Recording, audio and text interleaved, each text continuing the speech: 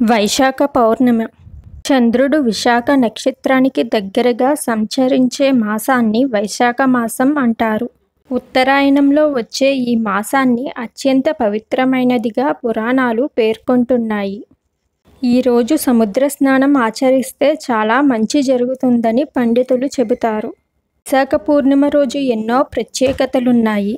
ఈరోజు జ్ఞాన పౌర్ణమి, బుద్ధ పౌర్ణమి, శ్రీకూర్మ జయంతి, అన్నమాచార్యుల జయంతి, ఇలా ఎన్నో విశేషాలున్నాయి. బుద్ధ జయంతి. వైశాఖ పౌర్ణమిని బుద్ధ జయంతిగా కూడా వ్యవహరిస్తారు. ఈరోజు బుద్ధునికి మహా ప్రీతికరమైన రోజు. ఆయన జననం, బుద్ధుడిగా మారడం, నిర్యాణం చెందడం మూడూ కూడా ఈ పౌర్ణమి నాడే జరిగాయని చెబుతారు. అందుకే బౌద్ధులకు ఆయనను ఆరాధించే సకల జీవులకు ఈరోజు పరమ పవిత్రం. శ్రీకూర్మ జయంతి. ఈ పౌర్ణమి విష్ణు భక్తులకు పరమ పవిత్రం. శ్రీ మహావిష్ణువు దశావతారాలలో మొదటి అవతారం మత్స్యావతారం కాగా రెండో అవతారం కూర్మం. కృతయుగంలో దేవతలు, రాక్షసులు అమృతం కోసం మంద పర్వతాన్ని కవ్వంగా ఉపయోగిస్తూ పాల సముద్రాన్ని మదించడం ప్రారంభించారు.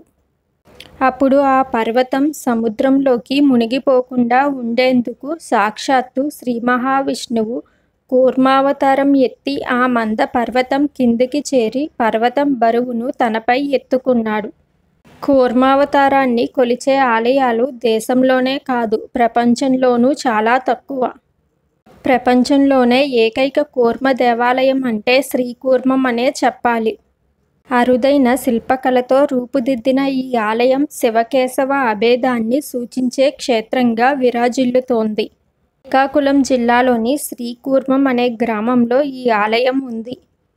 ఈ గుడికి 1500 సంవత్సరాలకు పైగా చరిత్ర ఉండటం విశేషం. వైశాఖ పౌర్ణమి రోజునే విష్ణు భక్తులైన ఆళ్వారులలో ముఖ్యుడైన నమ్మాళ్వార్ కూడా జన్మించాడని చెబుతారు. సరభేశ్వర అవతారం. వైశాఖ పౌర్ణమి శైవులకు కూడా ప్రత్యేకమే. శివుని రూపమైన సరభేశ్వరుడు అవతరించింది ఈ రోజునే. 8 పాదాలతో, రెక్కలతో, సింహపు దేహంతో ఉన్న అవతారమే ఇది.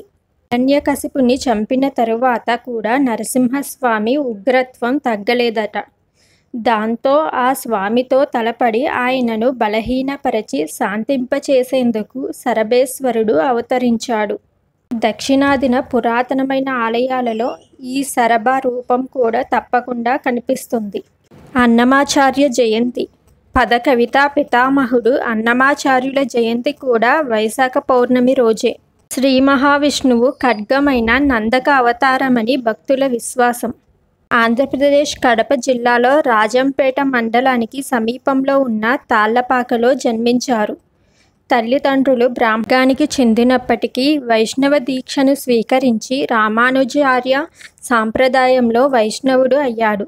శ్రీ వెంకటేశ్వరునిపై సంకీర్తనలను రచించి గానం చేసిన అన్నమాచార్యుల జయంతి సందర్భంగా తిరుమల సహా ఆయన పుట్టిన తాళ్లపాకలో ఎన్నో సాంస్కృతిక కార్యక్రమాలు నిర్వహిస్తారు. సాంప్రదాయపరంగా కూడా వైశాఖ పౌర్ణమి అపూర్వమైనది. ఈ రోజును మహావైశాఖిగా పిలుచుకుంటారు. ఈనాడు సముద్ర స్నానం చేస్తే విశేషమైన ఫలితం వస్తుందని చెబుతారు. ఎండ ఉధృతంగా ఉండే ఈ సమయంలో దద్దోజనం, గొడుగు, ఉదకుంభం లాంటివి దానం చేస్తే పుణ్యం లభిస్తుంది.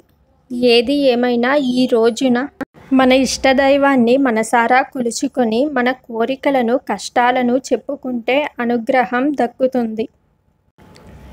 వీడియో నచ్చినట్లయితే లైక్ చేసి సబ్స్క్రైబ్ చేయండి.